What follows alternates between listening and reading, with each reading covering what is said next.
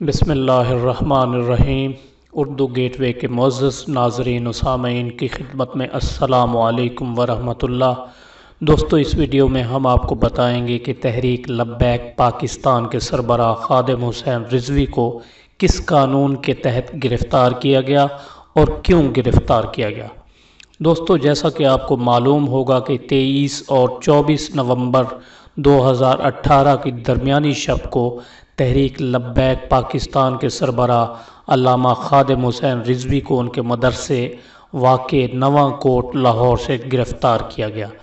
ये गिरफ़्तारी इसलिए अमल में लाई गई कि उन्होंने 25 नवंबर 2018 को शुहदाए ख़त्म नबुव्वत कॉन्फ्रेंस की कॉल वापस लेने से इनकार कर दिया था।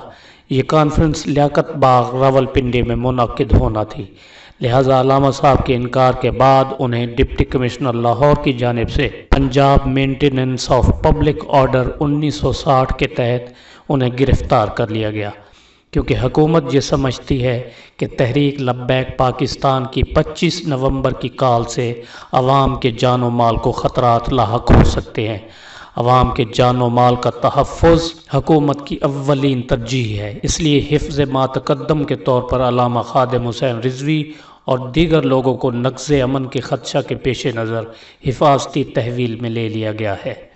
इसके अलावा पूरे पंजाब में दफ़ा 144 भी नाफिज कर दी गई है, जिसके तहत 5 या उससे ज़ायद अफराद के इज्तिमा पर पाबंदी आयद कर दी गई है।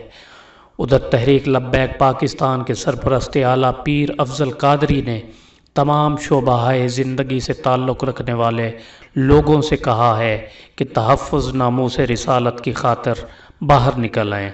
उन्होंने एक मरतबा फिर इल्ज़ाम आयद किया कि इमरान खान और PTI की हुकूमत ने आसिया मसीही को रिहाई दिलाकर नामूस रिसालत पर हमला किया है और इनके पीछे कादियानी और यहूद व नसारा हैं, फ़ौज में भी कादियानी हैं। उन्होंने अवाम से कहा कि वो अपने साथ लाठियाँ ज़रूर रखें ताकि कोई उन पर हमला करे तो वो अपना दिफा कर सकें।